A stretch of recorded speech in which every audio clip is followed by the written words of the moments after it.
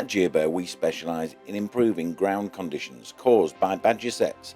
This telecom tower faced sinking foundations due to badger activity beneath the concrete slab.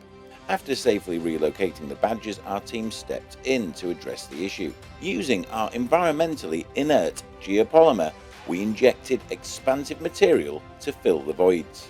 This process prevents badgers from returning and improves the ground beneath the foundations. Our solution is fast, effective and minimally disruptive, ideal for critical infrastructure.